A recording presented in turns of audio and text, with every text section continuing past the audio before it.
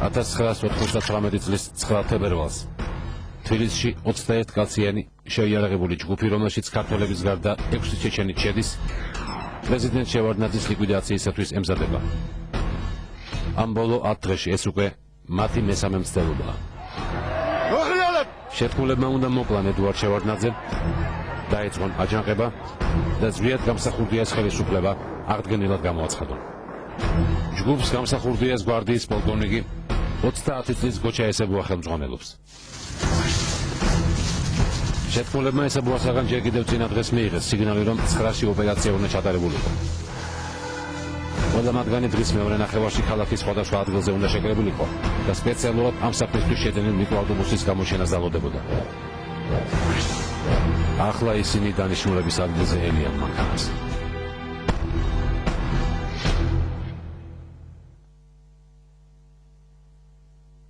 ხათებერვალს ედუარდ შევარდნაძე სახელმწიფო კანცელარიაში ჩვეულ რეჟიმში მუშაობდა. ის დილის 9 საათიდან გვიან ღამემდე დროის უმეტეს ნაწილს სწორედ ამ შენობაში ატარებდა. სულ ცოტა ხნის წინ აზერბაიჯანში ყოფნის დროს საქართველოს შინაგან საქმეთა მინისტრს კახა თარგამაძეს მისმა რუსმა კოლეგამ ანატოლი კულიკოვმა უთხრა, რომ შევარდნაძის წინააღმდეგ ტერორისტული აქტი მზადდებოდა.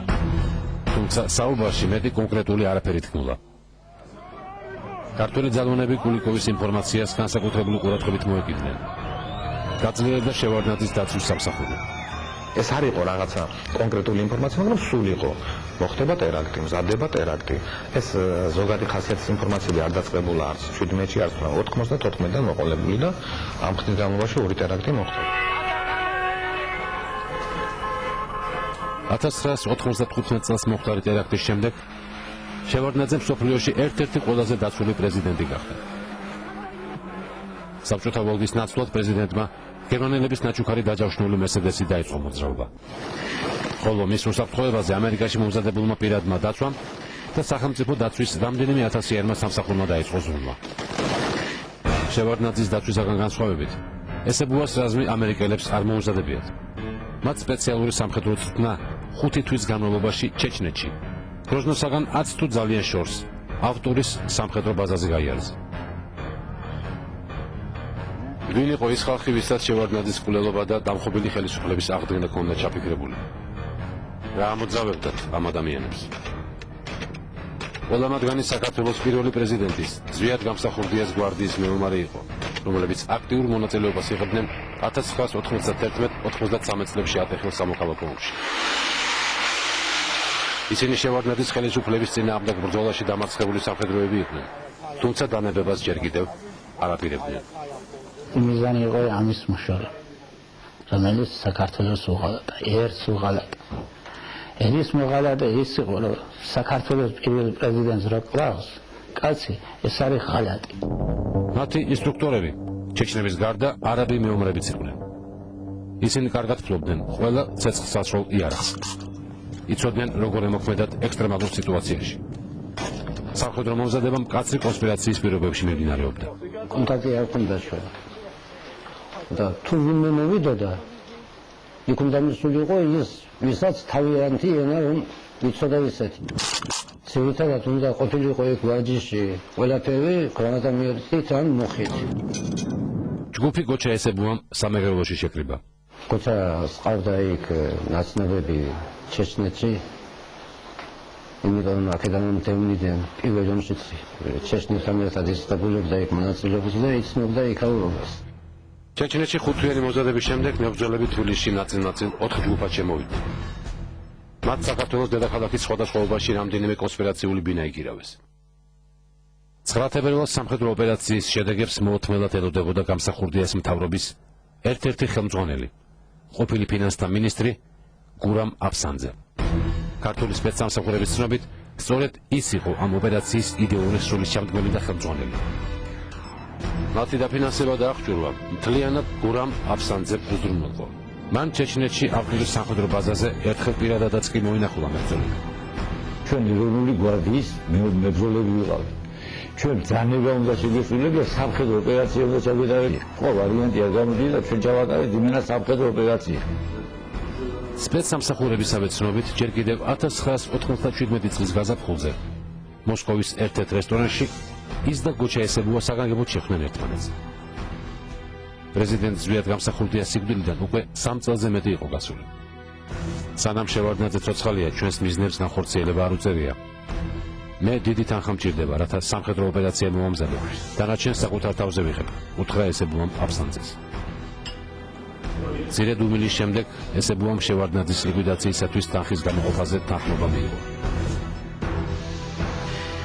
ქართველმა სამართალდამცველებმა მოგვიანებით ის თანხა დაასახელეს, რაც 9 თებერვალს პრეზიდენტ შევარდნაძეზე თავდასხმის მომზადებასა და განხორციელებაზე დაიხარჯა. ეს ციფრი $1,000,000 ამერიკულ მეტია. როდესაც ისინი წერდნენ და საბრალდებო დასხმაში ყველგან ეწერა, რომ გაზეთები აჭრელებული იყო, გურამ აფსანძე იყო ორგანიზატორი აი ამ 9 თებერვლის სამხედრო ოპერაციისა, არავითარი გურამ აფსანძე არ ჭირდებოდა მაგას, თვითონ ბატონის შევარდნაძე იყო ორგანიზატორი 9 თებერვლის, ვინაიდან მის მიერ გადადგმული ყოველი ნაბიჯი. ეს იყო ერის ინტერესების საწინააღმდეგოდ მიმართული და აი ამ ნაბიჯებმა მის მიერ გადადგმულმა ყველა ქვეყნის სახელმწიფოების წინააღმდეგ მიმართულმა ყველა გადაწყვეტილებამ აიძულა ეს ხალხი და ამიტომ თვითონ გახდა ბატონის შევარდნაძე თავისი მოქმედებით აი ამ სამხედრო ოპერაციის ორგანიზატორი.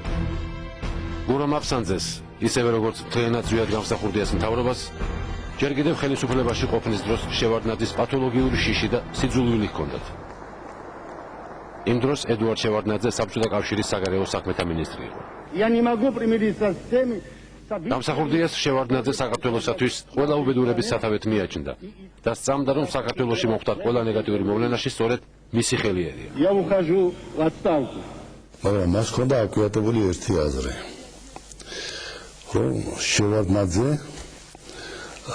რომ არ იყოს მოსკოვში, რომ არ იყოს საგარეო საქმეთა მინისტრი და სხვა, მაშინ ჩვენი საქმე უკეთ იქნებოდა. ალბათ შევარდნაძემ ყველაფერი იცის აქაურობის და შევარდნაძე ეხმარება რუსებს. და მეუბნება, რომ გარბაჩოვს დაელაპარაკეთო და ეს საკითხი მოაგვაროს როგორნო. თვალწინები ეს იყო დეკემბრის მოვლენებია, თვალწინები. მე ახლა მინისტრი არ ვარ მეთქი. რატო შენარგინა დაურეკო? აიგე ყომილი და დაურეკენეთი და თუ და მე გავაფრთხილებ, რომ აიღოს ყომილი. მე არ დაურეკავ გარბაჩოვს. ამ საქმეს ჩვენ თვითონ მოვუჟეთო. ეხლა მეორე თხოვნა მაქვს. იქნებოდა დაბრუნდეთო საგარეო საქმეთა მინისტრად. ხოდა თქვენ რომ დახმარების გაწევა შეგიძლიათ საქართველოსთვისო. მაინც რომ ანგაის გიწევენ, ასე ისე რაღაცები. მე ვთხარი, მე არ ვარ მიჩვეული, რომ სიტყვა უკან წავიღო. და არ შემიძლია მის გაკეთება, სოფლიომ გაიგო და მე გადავდექი და ეხლა როგორ მივრუნდა. და მე დაიწყო ჩხუბი ტელეფონში, აღარ ჩავერთე რა. სხვაშვილი სია იყო ასეთი საქართველოს ტრების. არის რამონიკაცი იყო იმ სიაში და ნომერი პირველი მტერი იყო შევარდნაძე იმ სიაში. ხოდა ის იმ სიას გავფრთხილდით მეთქი. ძალიან გამიყვანა მომდევნო და აი იმ სიას გავფრთხილდით მეთქი და დაამთავრეთ ამით საუბარი. ეს იყო და ეს მეტი ურთიერთობა არ ქონია არაფერი ჩვენ. ზვიად გამსახურდიას მმართველობის დროს 1991 წლის ბოლოს საქართველოში დაწყებული პოლიტიკური კრიზისი საბჭოთა კავშირის ტერიტორიაზე მოხდა ეპოქალურ მოვლენებს დაემთხვა. საბჭოთა კავშირი იშლებოდა. რუსეთის პრეზიდენტი ბორის ელცინი მიხეილ გორბაჩოვის მემკვიდრეობის გადაბარებას ცდილობდა.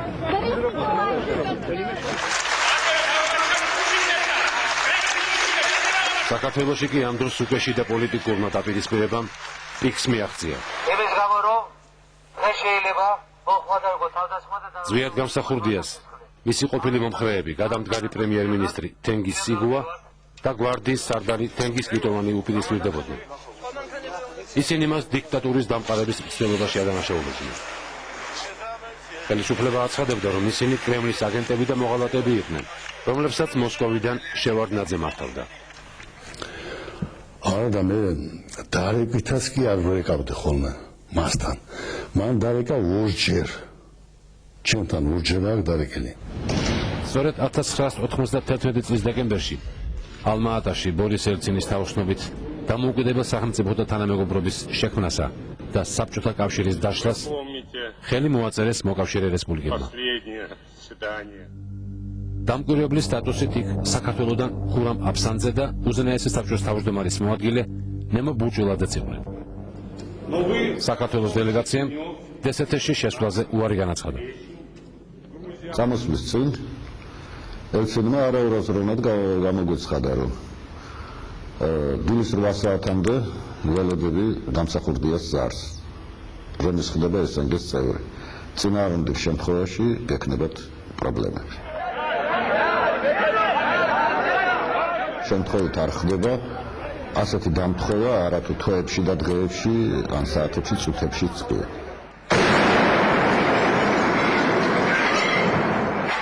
ელცინისა და საქართველოს დელეგაციის საუბრიდან 8 საათში თბილისში გამსახურდიას წინააღმდეგ შეიარაღებული ამბოხება დაიწყო, რომელსაც სათავეში სწორედ თენგიზ სიგუა და თენგიზ კიდოვანი ექიმი.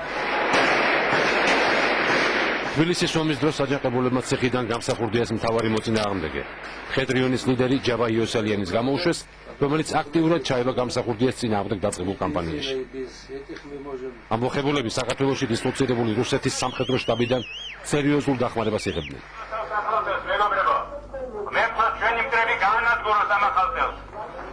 მარცხისთვის განწირული გამსახურდიას ხელისუფლება მთავრობის სახლის ბუნკერში უკანასკნელ დღეებს ითვლიდა. იქ იმყოფებოდა გურამ აფსანძეც. დაბნეული და დეზორგანიზებული მთავრობა შევარდნაძის აგენტებს და მოღალატეებს ახლა უკვე საკუთარ რიგებში ეძებდა. სავალუტო სახსრების გარკვეული რაოდენობა მოგეცათ მე არ შეხვდა გადარჩენს და თქვენ სინჯავდი წყაროებს რათა გარკვეულწილად უზრუნველყო რუსეთისაგან საბოტაჟი აღჭურვილობის შემოსატანად. ბატონო 200.000 წელს მიდის იმაზე. მიდის შოთზე. მიდის კი არა, თქვენ მილიონზე მეტი დოლარი რომ ჩამოგხსენით იმით რა გააკეთეთ? სად ხალხო, სად? ომი 15 დღე გაგრძელდა.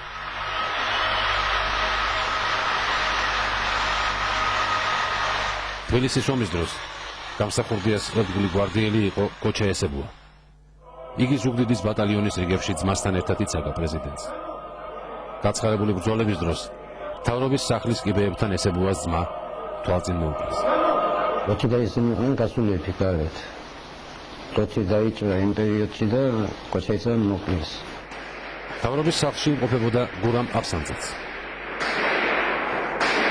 6 იანვარს, როდესაც გამსახურდია უკვე თბილისს ტოვებდა, აფსანძე მძიმედ დაჭრეს.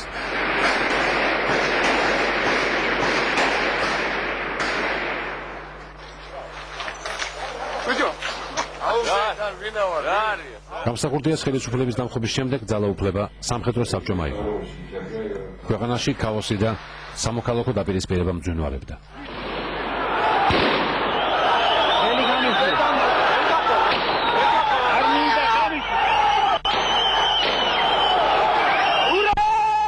ორთვეში დროებით მთავრობამ ხელისუფლება საბჭოთა კავშირის ყოფილ საგარეო საქმეთა მინისტრ ედუარდ შევარდნაძეს ჩააბარა, რომელიც მოსკოვიდან ჩამოვიდა. მადლობა ინტელიგენციას, რომელმაც დემოკრატიის დასაცავად იარაღი აიღო ხელში. ეს სიტყვები შევარდნაძემ თბილისში ჩამოსვლისთანავე აეროპორტში განაცხადა. ის იყო ყუთშის ერთ-ერთი ხელმძღვანელი ფართომასშტაბიანი ტერორისტული აქტის 91-12 წლების სამხედრო გადატრიალების დამფინანსებელი და ორგანიზატორი და ის იყო უკანონო ბანდის ხელმძღვანელი. მე დაბრუნდი საქართველოში. ეს იყო 7 მარტი 92 წლის. საქართველო იყო დაშლილი. ეს სახელმწიფო არ იყო. იყო ერთი სამხედრო საბჭო. სამხედრო საბჭოში შედიოდა თენგიზ კიდოვანი, თენგიზ სიგუა, ჯაბა იოსელიანი, მეოთხე იყო ვიღაცა კიდე და მე რო ჩამოვედი მეხუთე მე. ჩეჩნეთში გაქცეულ გამსახურდიას ბრძოლა არ შეუწყვეტია. ის დანებებას არ აპირებდა. ლაპარაკების თელება ვერ იქნებოდა, იმიტომ რომ გამსახურდია ჩამოსვლა კი უნდოდა, მაგრამ მე მანამდე შევხვდი თავსტები ეს იყო ლოთიკო ბალიანის მოთალფასაციას ინიციატივით. კი შევერთეთ, მაგრამ ერთი პირობითო. რა პირობით მეთქი და რა პირობით და პრეზიდენტი უნდა იყოს ბატონი ზვიადი გამსახურდია. ნუ ახლა აქ იყო პრეზიდენტი და აქედან გაიქცა გააძევეს ხო? ნუ როგორ გინდა ჩამოიყვანო ამ თუ უნდა შეგეძლოს და სხვა ის დააყოლა რომ ნუ შევრათო არჩევნად დაგტოვებსო რაღაც ადგილს მოგცემსო. ნუ არ გამოვიდა ლაპარაკი მოკლედ რა. ჩაესებუა პირველი პრეზიდენტის ერთგულ მებრძოლთა რიგებში დარჩა. თბილისში დაწყებული ომი სამოქალაქო ომში გადაიზარდა, რომლის ძირითადმა ტალღამ სამეგრელოზე გადაიარა. სწორედ იქ ყავდა გამსახურდიას ყველაზე მეტი მომხრეები.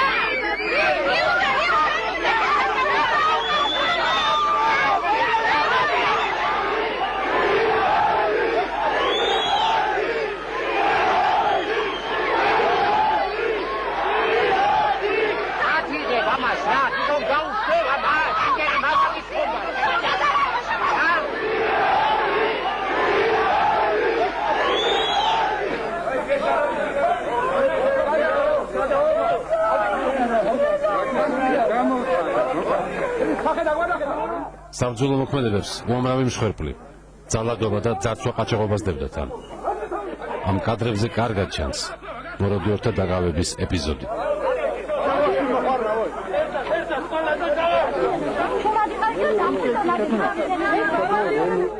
რამდენიმდე უნდა მეყვია იმაზე, როდის მოადგებოდა ვიღაცა ჩემს სახლს, ან დას, ან ძმისშვილს, ან დიშვილს, ჩემ თვალწინ გაუპატიებოდა და შეუაცხყოფდა ამ დედაჩემს, ამ მამაჩემს და ჩემს ძმას. 1993 წლის სექტემბერში სამოქალაქო ომის პარალელურად, როდესაც საქართველო აფხაზეთის ომში იყო ჩაბმული და სოხუმი ეცემოდა, დევნილი პრეზიდენტი გროზნოდან სამეგრელოში ძალაუფლების დაბრუნების მიზნით ჩამოვიდა. ესებუა მას უკვე ზუგდიდ შეელოდებოდა. ის იმ დროს ზუგდიდის ბატალიონის მეთაურის მოადგილე იყო. შემოსაყვარელო ხალხო, გროზნოდან გამსახურდიას გურამ აფსანძეთ ჩამოხდა. აი მე როცა ჩამოვიდა მე და როცა არ უნდა ჩამოსულიყო, რო არ ჩამოსულიყო, ყველაფერი კარგად იქნებოდა. სხვადასხვა ასლან აბაშიძე მარწმუნებდა რომ მე მივიღე ცნობა ჩამოსვლას აპირებს და მიწერე წერილიო გროზნოშიო რომ ნუ ჩამოხვალთ. არ არის ისეთი სიტუაცია რომ თქვენ ჩამოხვიდეთ. არ დამიჯერდა მაინც ჩამოვიდაო და მე ესეთი გოდროები ატყდა. შევარდნაძის მარცხი აფხაზეთის კატასტროფით არ დასრულებულა. გამსახურდიას მომხრეებმა სწრაფად დაიკავეს მთელი სამეგრელო და გურიისა და იმერეთის ნაწილი. ისინი თბილისისაკენ მოიწევდნენ. ჯერ ხობია ეს შემდეგ სენაკში ელიავა დახვდათ. სენაკი აღებულია, აეროპორტი დაიკავეს და გავიდნენ ფოთი დაიკავეს. ფოთი საქართველოს ჭიშკარია. ფაქტობრივად შევარდნაძის ხელისუფლება უკვე საათებს ითვლიდა. გამსახურდიას სამხედრო ნაწილები ქუთაისის გარეუბნებში გამოჩნდნენ.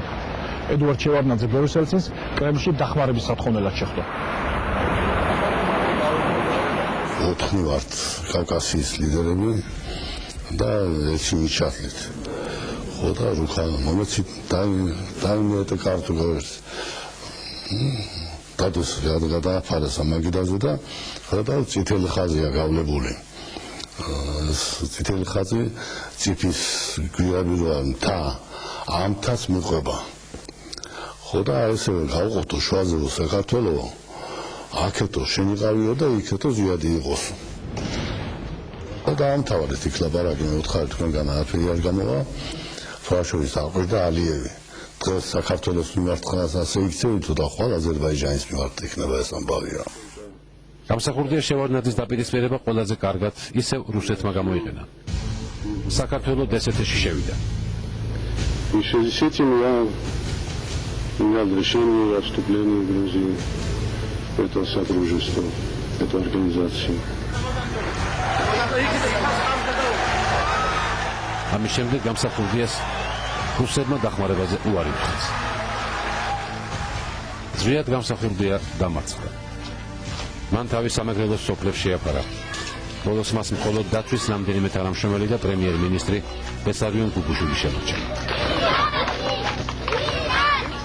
ის 1993 წლის 31 დეკემბერს ზუგდიდიდან რამდენიმე კილომეტრში სოფელ ხიბულაში გაურკვეველ ვითარებაში დაიღუპა გიგაცი.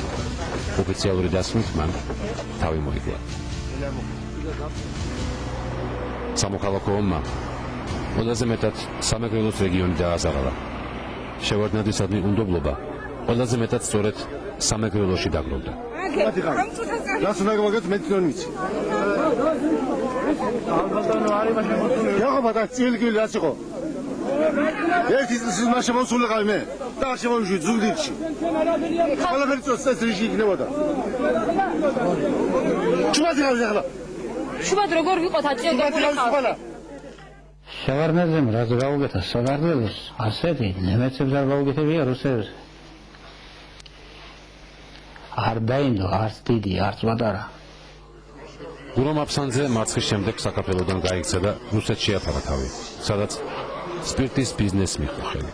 გამსახურდია სიკვდილის შემდეგ მისი მომხრეები დაიფანტნენ და დაიყვნენ. ნაწილი ერთმანეთს დაუპირისპირდა. აფსანძის თავოსნობით მოსკოვში შეიქმნა საკოორდინაციო საბჭო, სადაც დევნილი ხელისუფლების წარმომადგენლები შევიდნენ. დევნილი მთავრობის თავმჯდომარედ გურამ აფსანძე აირჩიეს. ხოლო უზენაესი საბჭოს თავმჯდომარის მოვალეობას კვლავ ნემო ბურჯულაძე ასრულებდა. აფსანძე ფარველობდა მოსკოვში გახსნილ გამსახურდიების ოჯახსაც. ჩვენ ხონდა კოორდინაცია, ჩვენი მომხრეები, პოლიტიკური ლიდერები, გვარდიის ხელმძღვანელობა, გვარდიის წევრები იყო ციხეებში მომზადებული, ზოგი იყო წესში დღეს თავშეფარებული. აი ამ ხალხთან ჩვენ ხონდა რა თქმა უნდა ურთიერთობა.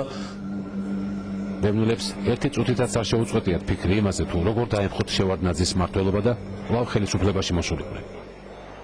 გამოსცემდნენ გაზეთს დამოუკიდებელი საქართველო, სადაც მოსახლეობას შევარდნაძის წინააღმდეგ ბრძოლისკენ მოუწოდებდნენ. ჩვენ ვეხმარებოდით იმ პიროვნებებს, ვინც პოლიტიკურ მოღვაწეობას საქართველოში ეწეოდა, ისე ვაკეთებდით იმ საქმიანობას, ამ მდგომარეობაშიც ჩვენ ვიმყოფებოდით როგორც დევნილი ხელისუფლება. თუმცა 1998 წლის დასაწყისისათვის პოლიტიკურ ძალთა ახალმა გადანაწილებამ პოლიტიკურ ასპარეზზე სულ სხვა ძალები გამოიყო. თბილისში გამსახურდიას მომხრეებს სერიოზულად უკვე აღარავინ უყურებდა, მაგრამ ქართული სპეცსამსახურები მწარედ მოთხოვდნენ. ძალოვანი უწყებები მოსალოდნელი თავდასხმის ასაცილებლად მთავარ აქცენტებს ყოფილი უშიშროების მინისტრის იგორ გიორგაძის მომხრეებზე აკეთებდნენ. რადგან სწორედ ის იყო შევარდნაძეზე პირველი ტერორისტული აქციის ორგანიზატორი. ის მაშინაც რუსეთს აფარებდა თავს. მას რუსეთის სპეცსამსახურები მფარველობდნენ. მოსკოვში იყო ერთი ორი სამი კაცი, ვისაც ჰქონდა პრეტენზია. ეხლა ცოცხალი არიან ისინი.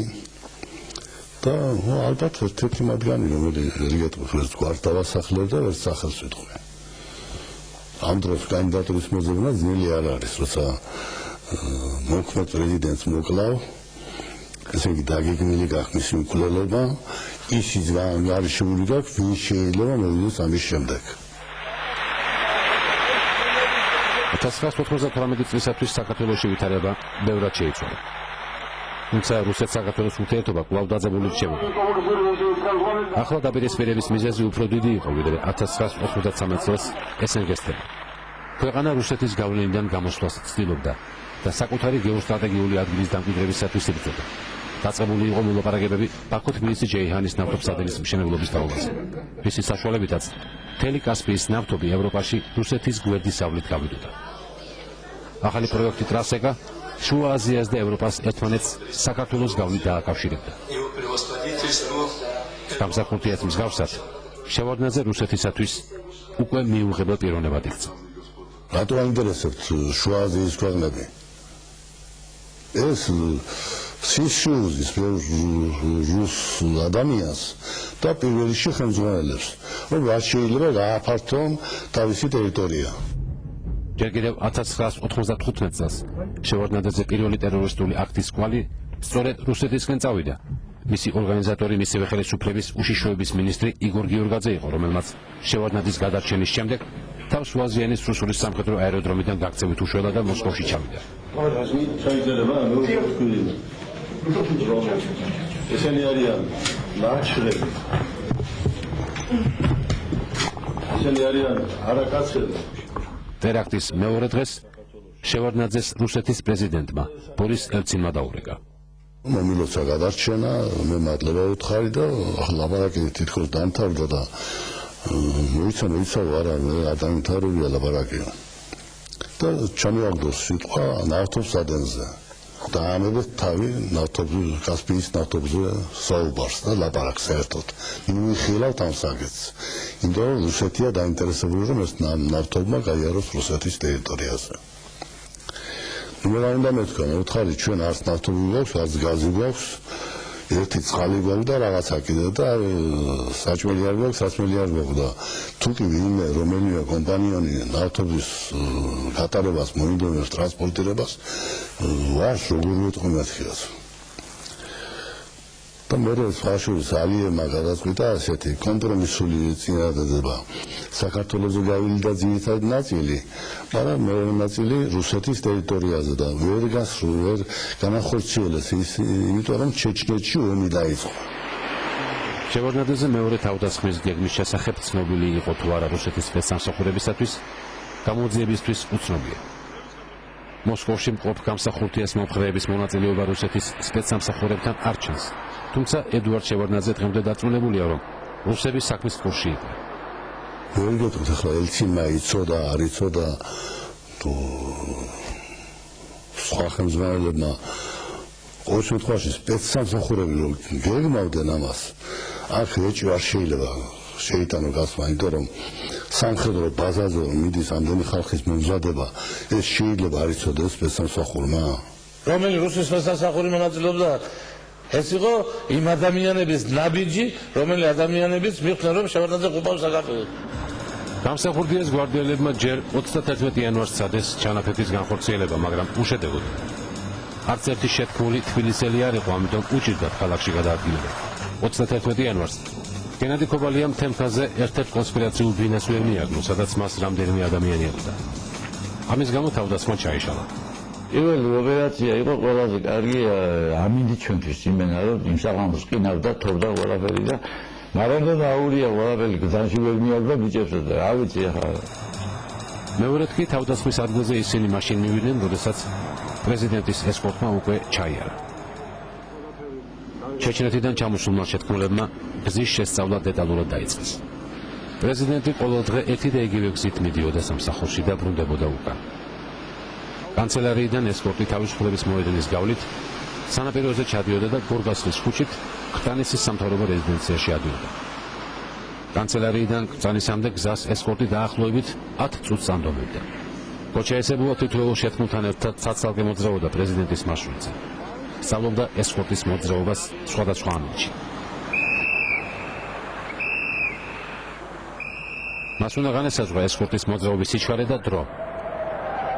გაირკვა, რომ კანცელარიიდან პუშკინის სკვერამდე მანძილის გავლას ესკორტი 30 წამს ანდომებდა. სკვერიდან რესტორან ქალაქურამდე წუთს და 20 წამს. ქალაქურიდან 300 იარაღელის ობელისკამდე 2 წუთს და 30 წამს. 20 იანვარს სიჩქარის ერთ-ერთი ასეთი შემოწმებისას გამოირკვა, რომ ესკორტის გავლის დროს რაციებთან კავშირი წყდებოდა. ამის შემდეგ ესებუამ გადაწყვიტა კავშირი მობილურებით განხორციელებულიყო. ეს ართულებდა ვითარებას. პოზიციაზე გასასვლელი 4 წუთიანი მოსამზადებელი დრო კიდევ უფრო მცირდებოდა, მაგრამ მათ სხვა გამოსავალი არ ჰქონდათ. თავდასხმის ადგილი საგულდაგულოდ ჯერ კიდევ ჩეჩნეთში წასვლამდე შეირჩა. 300 იარაღელის მემორიალთან არსებული სკვერი. რამეა განათება ცუდი იყო და ჩასაფრების შემჩნევა ადვილი არ იქნებოდა. რაოდენ საოცარიც უნდა იყოს. ამ ადგილას არც დაცვა იდგა. პრეზიდენტის ტრასას შინაგან საქმეთა სამინისტროსა და სამთავრობო დაცვის ნაწილები აკონტროლებდნენ. სანამ ჩვენ მას ჩეჩნეთში მივდიოდით, მანამდე ვიყავით ერთი თვე აქ თბილისში. წინასწარ ჩამოსულები უნდა შეგვესწავლა უნდა ყველა ნაბიჯი რა დროს, რომელ საათზე, რა სიჩქარით, წვიმიან ამინდში რა სიჩქარით მიდიოდა, კავკამინზე რა სიჩქარით მიდიოდა და როგორ მიდიოდა თავის მარშრუტი. 21 იანვარს ესებუამ ყველა ერთად შეკრიბა და სამოქმედო გეგმა გააცნო. შემდეგ იქ მყოფნი ერთ-ერთმა ჩეჩენმა, რომელსაც აზის უწოდებდნენ, სკვერთან მიიყვანა და უჩვენა თავდასხმის დღეს, თუ როგორ უნდა განლაგებულიყო. ყველა მიხვდა, რომ თავდასხმა უახლოეს დღეებში განხორციელდებოდა. ეხლა თვითონ ეს ჯგუფი ტერორისტული ორგანიზაცია. ესე იგი, მის მომზადება თავიდან ბოლომდე მოხდა ქვეყნის გარეთ, ხო? ეხლა ძალიან ძლიერი სპეცსამსახური უნდა გქონდეს შენ, რომ შეძლო შენი საგარეო დაზვერვით ამ ინფორმაციების მიღება. ანდა რეალურად ის ქვეყანა უნდა გეხმარებოდეს, სადაც ეს მომზადება ხდება. რო გითხრათ ახლა რომ ან ერთი ფონა ჩვენ და ან ვიღაცა გვეხმარებოდა, ასეთი არის. თავდასხმის შესახებ ზუგდიდში რამდენიმე ადამიანმა იცოდა. მათ შორის ესებუას უახლოესმა მეგობარმა ზურაბ შონიამ და სპეცსტანიშვილების რაზმის პოლკოვნიკმა აკაკი ელიავამ. თუ ოპერაცია წარმატებით განხორციელდებოდა, დეტალური გეგმაც შემუშავებული იყო. გამსახურდიას მომხრე რამდენიმე ასეული პარტიზანი ჯერ კიდევ სამეგრელოს ტყეებს აფარებდა თავს და მხოლოდ სიტუაციის შეცვლას ელოდებოდა. უშიშროების სპეცსტანიშვილების რაზმის შტაბის უფროსი აკაკი ელიავაც შეთქმულების მონაწილეთა რიგებში იყო. მას სამეგრელოში განთავსებულ სამხედრო ნაწილებში მრავალი მხარდამჭერი ყავდა. 9 თებერვლამდე ცოტა ხნით ადრე შეთქმულებმა 1000-ზე მეტი ავტომატი, უამრავი ყუმბარ-მტყორცნი, ნაღმი და ტყვია-წამალი შეიტანეს სამეგრელოში. ყველაფერი ზუსტად განისაზღვრა. შეთქმულების გათვლებით, შევარდნაძის ლიკვიდაციის შემთხვევაში პირველ ორდღეში დაახლოებით 2000 შეერაღებულ მეომარს გამოიყვანდნენ და თბილისისკენ დაიძრებოდნენ. შემდეგი გეგმაც დეტალურად შემუშავდა. ციხის აღება და იქიდან გამსახურდიას გვარდიის სარდლის, პოლკოვნიკ ლოთიკობალიას და სხვა მისი მომხრეების, მათ შორის ზვია ძიძიგურის, პეტრე გელბახიანის, ვალტერ შუღაიას, ზაურ ქობალიას გამოშვება, სახელმწიფო კანცელარიის, პარლამენტის, ტელევიზიისა და პოსტის აღება, კანონიერი ხელისუფლების აღდგენის გამოცხადება, შემდეგ კი არსებულ პარლამენტთან მოლაპარაკებების დაწყება. ჩვენ ვიყავით ეს ჯგუფი ერთ-ერთი რგოლი იმ მთლიანი შემადგენელი ნაწილისა, რაც ამ ოპერაციის ამ პარტიზანული, მე ასე დავარქმევდი ამას, პარტიზანული სამხედრო ქმედების შემდეგ უნდა განხორციელებულიყო. კონსტიტუციის მიხედვით პრეზიდენტის სიკვდილის შემთხვევაში მის ფუნქციებს პარლამენტის თავმჯდომარე ითავსებს, ხოლო 40 დღის შემდეგ ტარდება ახალი არჩევნები. შესვენება 15 წუთით. პარლამენტის თავმჯდომარე ზურაბ ჟვანია 9 თებერვალს თუშეთში იმყოფებოდა და ადგილობრივ მოსახლეობასთან ერთად ხიში იყო გართული. სამხედრო ოპერაციის ავტორებს ჟვანიას შიში არ ჰქონდათ. ისინი დარწმუნებული იყვნენ, რომ შევარდნაძის ლიკვიდაციის შემთხვევაში ჩანაფიქრის განხორციელებაში ის ხელს ვერ შეუშლიდა. ამ საქმის კოორდინაცია არ ხონია, ხელმძღვანელობა არ გაგვიწევია ამ საქმისათვის და თუ რა მოხდებოდა, ამიტომ ჩვენ ამის განჭვრეტას ახლა დღეს 7-8 წლის შემდეგ ჩვენ ვერ გავაკეთებთ თუ რა მოხდებოდა იმ დროს. მოხდებოდა არჩევნები და არჩევნებში მიიღებდა ყველა მონაწილეობას და ვინც ხალხი აირჩევდა, აი ის იქნებოდა კანონიერი ხელისუფლება, თუ ჩაგარდებოდა არჩევნები და სინამდვილეში არჩევნები ჩაგარდებოდა ვინც. 9 თებერვალს საღამოს 8 საათისთვის მებრძოლები უკვე მზად იყვნენ. იარაღით დატვირთული მიკროავტობუსი თბილისის ქუჩებში ნელა მოძრაობდა. შეთქმულები მანქანაში სათითაოდ სხდებოდნენ. თითოეულის შეერაღებაში შედიოდა ტანკსაწინააღმდეგო ყუმბარ-მტყორცნი, ტანკსაწინააღმდეგო ხელყუმბარები, ავტომატი კალაშნიკოვი, უამრავი ტყვია-წამალი და აფთიარი. ადგილი წინასწარ ყველამ თავისი ადგილი იცოდა იმ პერიმეტრზე, ვინც სად უნდა განლაგებულიყო და როგორც კი კავშირი ექნებოდა ავიწყების მოქმედებას ჩვენი მიზნის განხორციელებისათვის. თემის გულვა თავისუფლების მოედანზე ელოდება ესკორტის გამოჩენას, ხოლო ზაზამარანელი უკვე ღვინის ახმარზე დგას, რათა მეორე სიგნალი მისცეს საზღვრებს. საქართველოს ისტორიისთვის გადამწყვეტი წუთები ახლოვდებოდა. იმ დღეს ჩვენი ქვეყნის ისტორია შეიძლება სამუდამოდ შეცვლილიყო. ახლა თუ შევარდნაძე არ იქნება, მაშინ დანიშნავდნენ ისეთ პიროვნებას არ შეუნებდნენ, რომელიც მათი მორჩილი იქნებოდა. შევარდნაძის ესკორტმა 23 საათსა და 7 წუთზე სახელმწიფო კანცელარია დატოვა და თავისუფლების მოედნისკენ დაიძრა.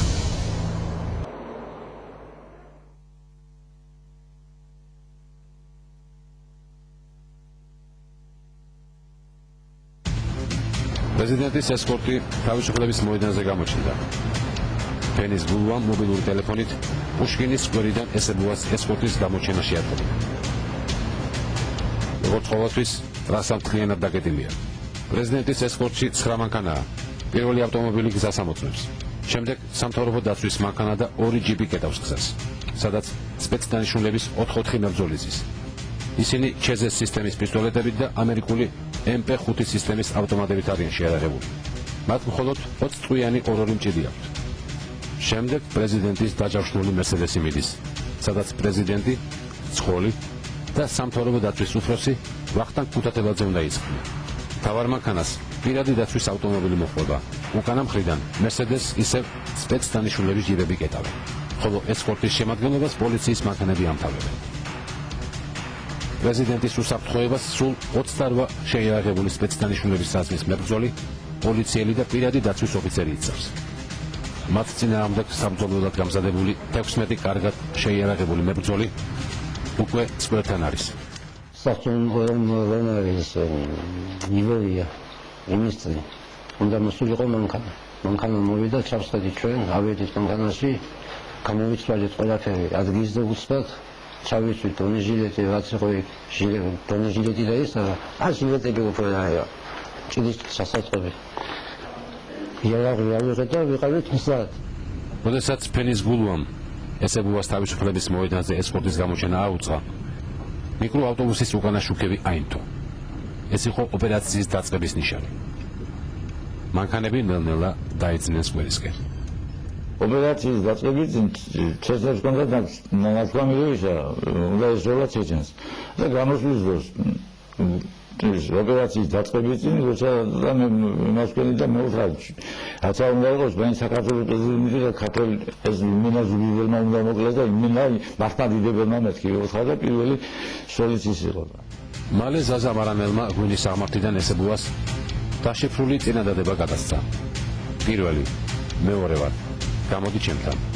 ეს ნიშნავდა, რომ ესკორტმა ბარათაშვილის ხიდზე ჩაუხვია და გეზი ხწანისისაკენ აიღო. მებრძოლები მანქანიდან გადმოხვდნენ და პოზიციებზე განლაგდნენ. 2 წუთში ესკორტი ჩასაფრების ადგილს მიუახლოვდა. 16 მებრძოლი შევარდნაძის მოსაკლავად ემზადება. ერთი კი აქედან ვიდეო კამერით თავდასხმის ადგილს იღებს. მათ ისტორიაში შევარდნაძის მკვლელობის კადრები უნდა დაუტოვონ. როდესაც დიდი სიჩქარით მომავალი ესკორტი გაუსწორდა 300 იარაღეულის მემორიალს, ჩეჩენი აზიზ აბდულის ნიშანზე ეჯიბიან პირველი პუმპარტყოცნი ესროლა მერსედესი. ამის მანქანა გამისწორდა აი ესე გვერდში მოყოლოდა ჯიპი და მოწენა მარტო ის ცხვირი.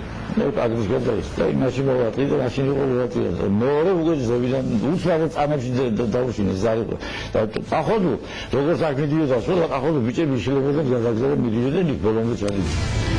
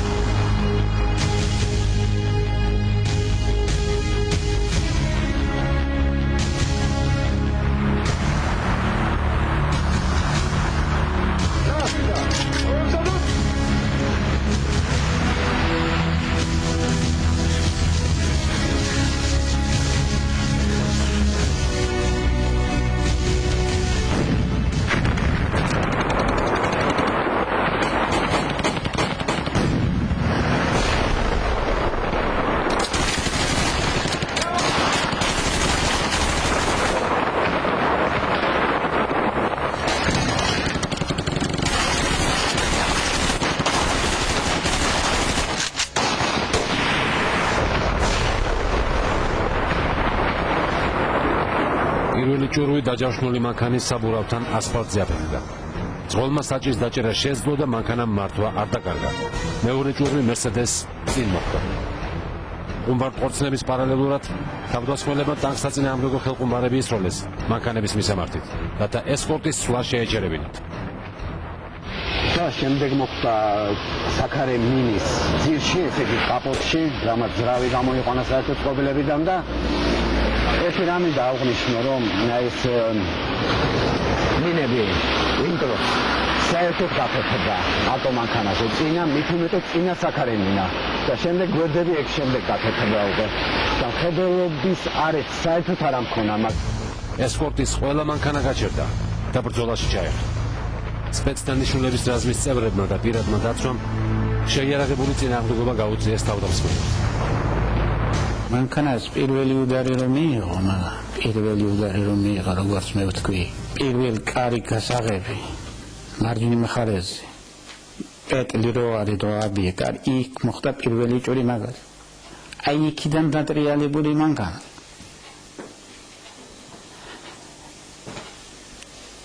მერე 300 მეტრო როგორ წავიდოდა. არიანტი არ არის.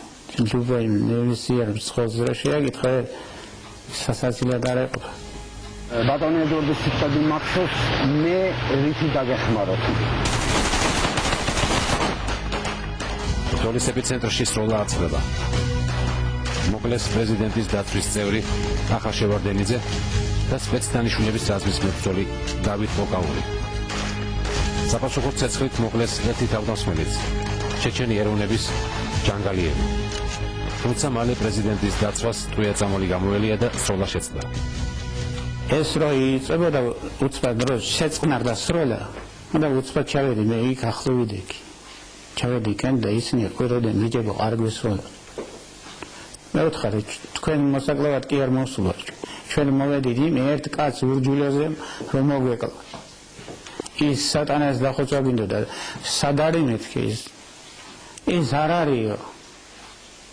ეს მანქანაში არ არისო. მანქანაში პრეზიდენტი ცხოლი და თუთათელაძე უნდა ყოფილიყო. ძალიან მალე პრეზიდენტის მანქანას ცეცხლი გაუჩნდა და დაიწვა. თავდამსხმელები დარწმუნებულნი იყვნენ, რომ შევარდნაძე დაჯავშნულ მერსედესში მოკლეს.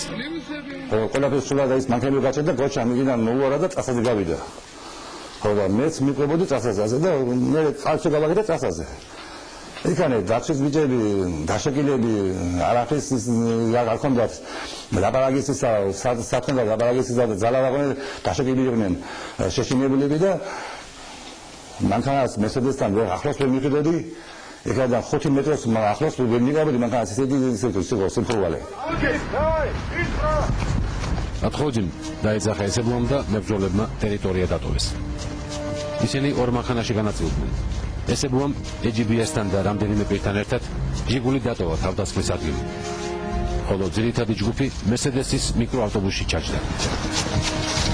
ნახე რომ ქვევით უკვე გადაგედელი გადანოს ურბანში გზები რომ დავყევით მანქანით გადაგედელი რომ ჩალზე მიგაკა გამიხსნა საერთოდ გამოიდი ჩვეულებრივ თბილისის შუა ცენტრში ეს თუ ქვეყანა იყო თუ არსებობდა თბილისის შუა ცენტრში ამისთან ოპერაციას კაცი ატარებს და გარდის თავისუფლებას ვის პრეზიდენტს უდარებს ყველაფერი გაკეთებულია კოჩა ესებუამ გზიდანვე დაღეკა ზურაშონიასთან საქმე შესრულებულია ახლა თქვენ იცით რამდენიმე საათში ზუგდიდში აჯანყება დაიწყება.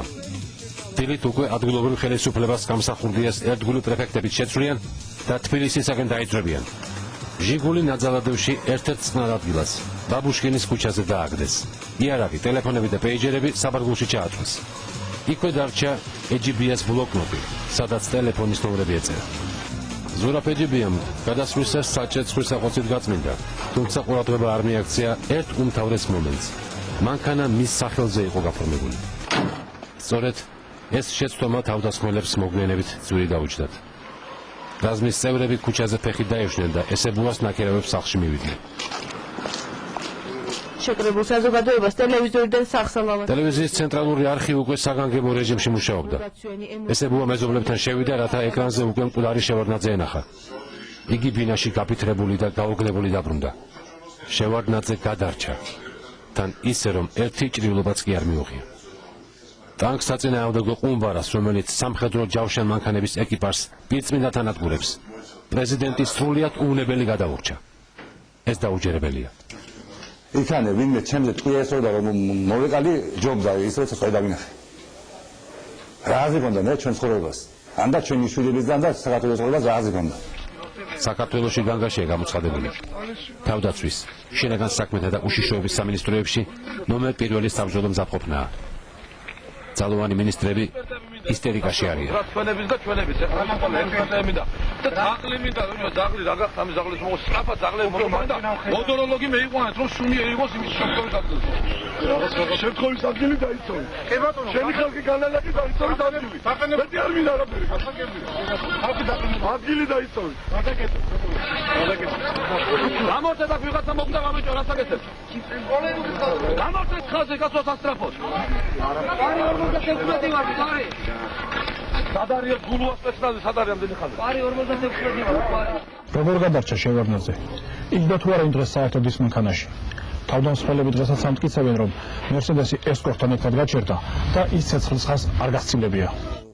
გენადი კობალია, რომელიც ზუსტად ბოლო წერტილში იდგა და პოზიციას კეტავდა, ახლაც ამბობს, რომ მანქანა ინერციით არ გასრიალებულა და ის მის პოზიციამდე არც კი მისულა. ხო და რომ მოხდა უკანა პაგისკას წინა უკანა პაგისკის წინა ფარზე ფართოზე რომ მოხდა და მეორე რომ მოხდა კიდე კარეთთან და ფართოზე რომ მოხდა. იმან მანქანა დაარზიელა სამჯერ მოაწია და პირი უკნა ჩვენსკენ პაგისკენ. სპეციფიკა უნდა ზეპირი და ბარდერს გადაახტა მანქანა და პედალი კიდეს მიმასნა. გაჩერდა მანქანა ის გაკავდა იქანე. და მე იქნა ერთი მუხა გასოლილი კაპოძეა მოხედილი და შესულია სალონში. ჩემ მანქანა ის მე სადაც ვიდექი, მის მე ერთი მანქანა არ გასულა. სულ ყველა მანქანა იყო ჩაგედილი ჩემ წინაშე. სულ ყველა მანქანა. ნიმას ეგიდა ცეცხლი. 31 ცეცხლი ეგიდა. მერსედეს ცეცხლი ეგიდა. ყვამლი როგორ დარდა იცი? არაფერი არ ჩან. გამოძიება მოგვიანებით ქცანიში ამოღებული იარაღის ექსპერტიზა ჩაატარა. თავდასხმის ადგილიდან ამოღებულ ტანკს საწინააღმდეგო ყუმბარდხოცნიდან ესვრიან ტანკს, ჭურვი ხვრეთს რკინას და იქ, სადაც ეკიპაჟია მოთავსებული, მაღალი წნევა წარმოიქმნება, რაც ცოცხალი ძალის განადგურებას იწვევს. იგივე შედეგი აქვს ხელყუმბარის წრომას. ტანკი დაზიანებულია და მიზანი მიღწეული. მას რა მოხდა სინამდვილეში? იმ მუხას რომ შევარდა იქ ასკოლიკას ვეძახე ჩვენ, რომ შევარდა იქ შიგნით გამავალი ტყვია ხო აქვს იქ კარის შიგნიდან გავეთ. გარედან შიგნიდან გავეთ ხო? 6000 აქვს ტემპერატურა, 3300 აქვს ტემპერატურა და ექსპერტიზა დააკვირს 6000-მდე არის იმის ტემპერატურა. მუხის ტემპერატურა. და იქ კაცი როგორ გადარჩებოდა. სინამდვილეში ედუარდ შევარდნაძე დაჯავშნულ მერსედესში იჯდა. იმ ღამეს თავდასხმიდან სულ ცოტა ხანში გადაღებული კადრებიც ხატობს, რომ მერსედესმა ინერციით მართლაც დაახლოებით 200 მეტრზე მეტი იმოძრავა. კადრში ჩანს, რომ მანქანა შეტაკების ეპიცენტრს სულ ცოტა 200 მეტრით გასცილდა და ის ესკორტის სხვა მანქანებთან ერთად არ გაჩერებულა. სროლის დროს სამას არაგულების ობელისკთან როცა სროლა მოხდა, მე შევნიშნე ქრიშაშვილის ქუჩიდან კაპოზე რომ მოხდა მუხის დასროლი, პრეზიდენტის მანქანამ ვასმორკა გააკეთა, ინერცია დაკარგა. მაგრამ სროლმა არ დაიბნა მაგ მომენტში და გაასწორა რული და წამოვიდა მანქანა, აი თავის ინერციით წამოვიდა ქრიშაშვილის ქუჩამდე. ეს კი მეორე დილითაა გადაღებული. აქ უფრო კარგად ჩანს, რომ დაზიანებული მერსედესი ქრიშაშვილის ქუჩის ასახლებთან დგას. ხოლო 300 არაგველის მემორიალი მხოლოდ ოდნავ ჩანს. იქ ცოტა არ დაღმართია. და სროლი არ დაიბნა. და რულს ატრიალებს და ასე მოსჩილება მანქანა. ეხლა იმათი ფიქრობს, რომ ალბათ ვეღარ გადარჩა ეს კაცი, ორი ყუმბარა მოხდა მანქანას და ძნელი წარმოსადგენია, რომ ორი ყუმბარა მოხდება და ადამიანი ცოცხალია. 9 თებერვლის ღამეს, როდესაც ესკორტი თავდასხმის ადგილს გაუსწორდა, ესებუას რაზმმა ძლიერი ცეცხლი გახსნა. მერსედესს მართლაც მოხდა ყუმბარდყორციდან ნასროლი ჭურვი, ეგრეთ წოდებული მუხა. მანქანას მხოლოდ ერთი ჭურვი მოხდა და არა რამდენიმე, როგორც სხვადასხვა ვერსიებშია. ეს საქმის მასალებშიც კარგად ჩანს. დაზიანებული მხოლოდ ძრავის ხუთია.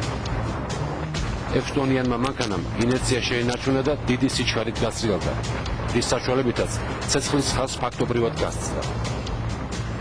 პრეზიდენტის ესკორტმა კი სვლა შეაჩერა და მთელი ბრძოლა თავის თავზე მიიღო. თავდამსხმელებმა ორი ტიპის ხუმბარები გამოიყენეს. ეგრეთ წოდებული მუხა და ტანკს საწინააღმდეგო ხელხუმბარები. კუმულაციურ ხელხუმბარას სროლელი ვერტიკალურად ისვრის და ის პარაშუტის მეშვეობით შვეულად ეშვებაცის. წვერით დაცემის შემთხვევაში ის ხვრეთს ჯავშანს და შიგნით დიდ წნევას წარმოქმნის, რის შედეგადაც ყველა იქ მყოფი იღუპება. მუხაც კუმულაციური მოქმედების ხუმბარაა. სროლისას ის ხვრეთს ჯავშანს და დახურულ სივრცეში დიდ წნევას წარმოქმნის, რაც იქ მყოფ ადამიანთა განადგურებას იწვევს. მისთვის პირველი წინაღობა იყო ავტომანქანის ხუთი, საავის ხუფი. სადაც მოხდა მისი ჩართვა, კუმულაციის გამოვლინება, მაგრამ ვერ მივხვდა სალონზე. ვინაიდან ხუფის ქვეშ სიცარიელში მოხდა მისი კუმულაციური ნაკადის გაფანტვა.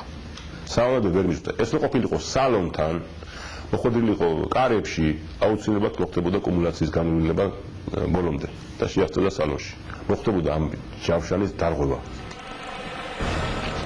სწორედ ამ შემთხვევითმა გარემოებებმა იხსნა შევარდნაძე უეჭველი სიკვდილისაგან. როდესაც მანქანა ინერციით ნელ-ნელა გაჩერდა, ვახტანგ ქუთათელაძე გადმოვიდა მანქანიდან. ტყუიები კანტიკუტად ხდებოდა ასფალტზე.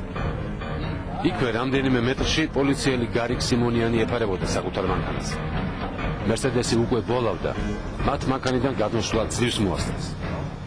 ცეცხლი და შიგნიდან გაფრობის სისტემიდან უკვე ყვამლიდა ის ამოდიოდა ჩვენი ორივე კარგად ხედებოდით, ამოვიხსოვოდით და შენიშნა ბატონ ვახტანგი პოლიციის თანამშრომელი, რომელიც მოედანთან იდგა. კარები გაიღო და შევნიშნა, რომ იჯდნენ პრეზიდენტი და ვახტანგ ქუთათელაძე. გამოვიდა მანქანიდან და ამოეფარა თავის ზურგით პრეზიდენტს და ჩასვა ჩემ მანქანაში, ნორჩესტი უკანა კარები გაიღო და პრეზიდენტი ჩასვა ჩემ მანქანაში. თვითონ ჩაჯდა წინ. იქიდან მოდიოდნენ უკვე ავტომატებით გვესროდნენ. ვერთი იყო ჩვენი ფარული და იმ მომენტში რომ ერთსეთი ტყვია არ მოხდა ჩვენ მანქანას და ესე წამოვიდით. ჟიგული კი დიდი სიჩქარით მოწყდა ადგილს. მთელი ამ თავდასხმის დროს შევარდნაძეს სიტყვა არ დაუძრავს.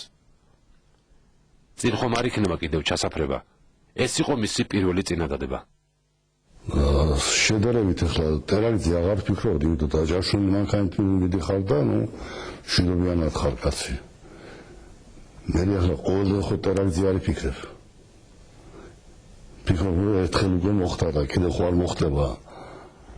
ბრძანისის სამთავრობო რეზიდენციამდე სულ რამდენიმე წუთის სავალი იყო. შევარდნაძის მიწვისთანავე რეზიდენცია ჩააქრეს. დაამაგრეს პოზიციები და გარეთა მხარე მთლიანად გაანათეს. რეზიდენციაში შესვლისთანავე პრეზიდენტის სპეციალურ საიდუმლო ტელეფონს დასწვდა, მაგრამ ის გამორთული აღმოჩნდა. საგანგებო კავშირი გათიშული იყო. ეს უკვე სახელმწიფო გადატრიალებას გავდა. ასეთი იყო პირველი დასკვნა. მთავრობაში სრული ისტერიკა იყო. სიმშვიდეს მხოლოდ შევარდნაძე ინარჩუნებდა. გაუგნებული შინაგან საქმეთა მინისტრი, როდესაც თავდასხმის ადგილის დათვალიერების შემდეგ კრწანიში მივიდა, შევარდნაძეს უყვებოდა, როგორ მოხდა მასზე თავდასხმა და როგორ იხსნა ის სამოხუჭე სითხე. გაფუჭებულიყო, რომ ეს ტორმოზის ასხამდა მთელ გზაზე არის გასხმული ესე. მერსედესი? ხო, იმიტომ დავტრიალდეთ კიდევაც ახლა მე. იმავე ღამეს ზურაბ ეჯიბიამ თქვა, რომ ის და ბონდა თოდუა ცხეთამდე ფეხით მივიდოდნენ და იქიდან სამეგრელოში მატარებას გახდებოდნენ. გეგმის ჩაშლის შემდეგ ისინი დაბნეულად და გაუაზრებლად მოქმედებდნენ. ეჯიბია და თოდუა გზაში თვალებს გადაეყანენ და მათი ჩამოშორების მიზნით ეჯიბიამ ჰაერში პისტოლეტიდან ისროდა. რის გამოც ისინი ზაჰესის პოლიციამ დააპატიმრა.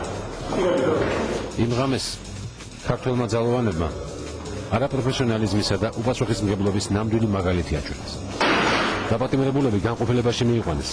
ისინი ვერც წარმოიდგენდნენ, რომ ხელში ის ხალხი ყავდათ, ვინც რამდენიმე საათის წინ პრეზიდენტზე თავდასხმა მოახდინა. უბრალოდ პოლიციელებმა იფიქრეს, რომ იარაღის დარებაზე ცოტა ფულს გააკეთებდნენ.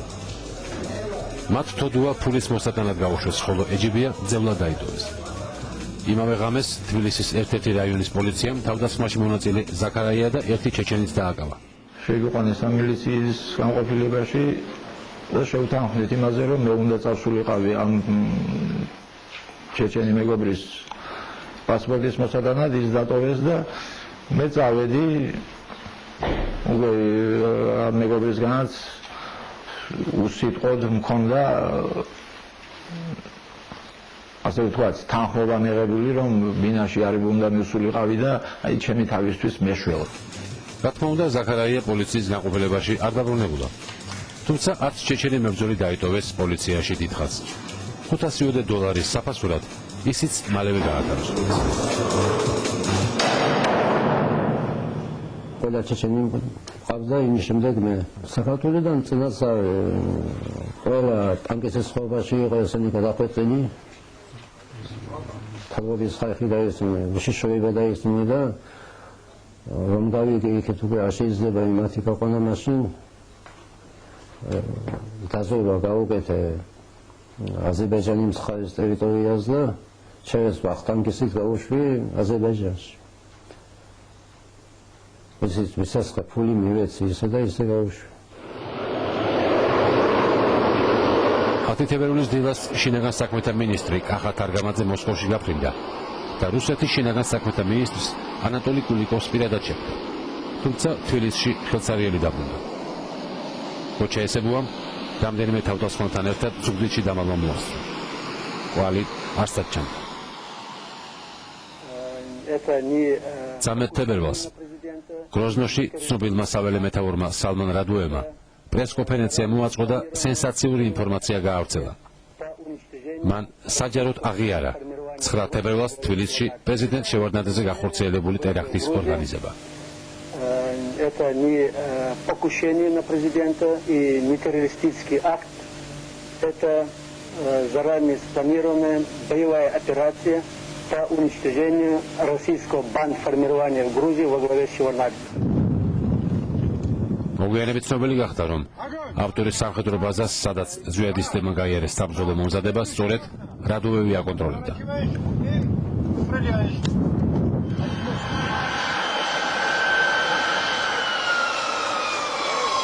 რადუევის განცხადების გამო პრეზიდენტ მასხადოვს თავის მართლება მოუწია კავკასიაში მის ერთადერთ მოკავშირესთან. მასხადოვი თბილისიდან გროზნოში ჩასულ საქართველოს პროკურატურის წარმომადგენლებს აწუხებდა, რომ იჩქერიის ხელისუფლებას თბილისის მოვლენებთან კავშირი არ ჰქონდა. თარგამაძის მსგავსად პროკურატურის წარმომადგენლებიც თბილისში ხელსარიელი დაბრუნდნენ. ჩეჩნეთი იმ დროს ორად იყო გაყოფილი, იყო ძალები, რომლებიც რუსეთთან თანამშრომლობდნენ, რუსეთის ხალხდაჭერა ჰქონდათ და ესენიც რუსეთს უჭერდნენ და იყო აბსოლუტურად დაპირისპირებული ძალები მათთან. თვითონ ეს ჯგუფი რომ მომზადდა, ხო? აი ესე ვერ გავმიჩნევთ ჩვენ, აი ეს ჯგუფი რომელ გარემოცვაში იყო, აი იმ ხალხში ვინც თანამშრომლობდნენ მთლიანად რუსეთთან თუ იყვნენ ისეთები, რომლებიც არ თანამშრომლობდნენ. მაშინ, როდესაც ქართული სამართალდამცველები და პოლიტიკოსები ვაზიანში რუსეთის სამხედრო აეროპორტის დაკეტვას ითხოვდნენ, როდესაც დაზვერვა, კონტრდაზვერვა, ოპერატიული სამსახურები აგენტურა ფეხზე დააყენეს, დახმარებისთვის ამერიკის სპეცსამსახურებს მიმართეს. ნაძალადევის ერთ-ერთი ქუჩიდან უშიშროებაში დარეკეს და უთხრეს, რომ რამდენიმე დღე ერთი ჟიგული უპატრონოდ იდგა მათ ქუჩაზე. ნანახმა მოლოდინს გადააჭერბა.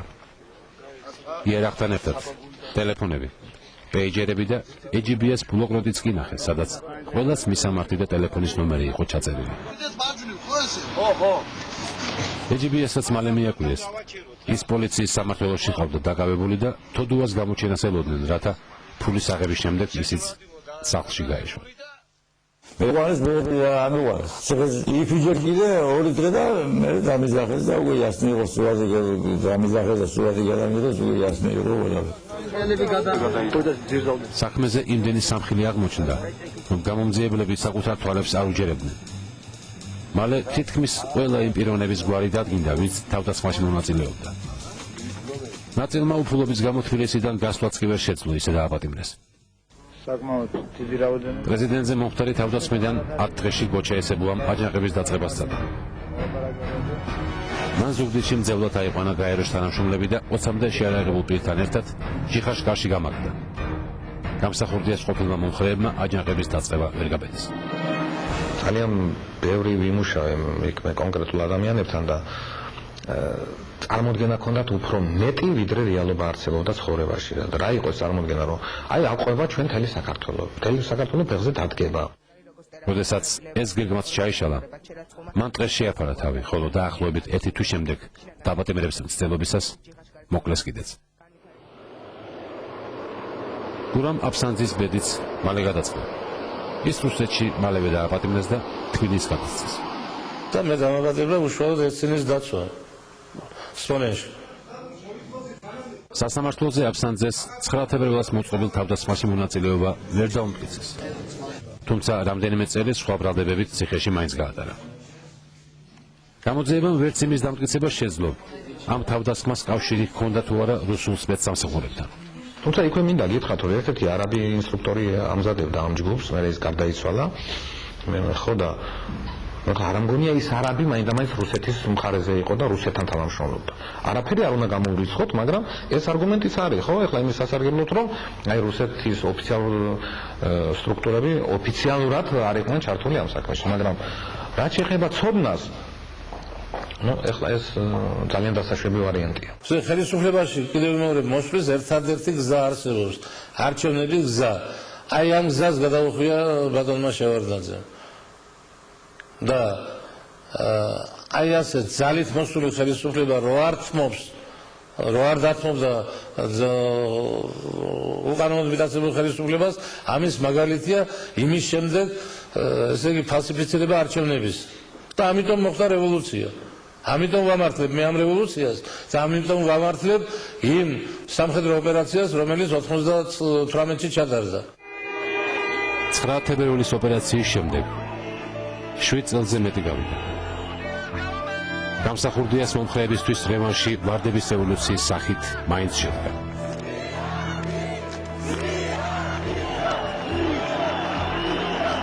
ქვეყანა სწორედ შევარდნაძის დროს ჩაერთო კორუფციის ჭაობში, რის გამოც 2003 წელს ხალხმა ის მშვიდობიანი მეთოდით აიძულა გადამდგარი.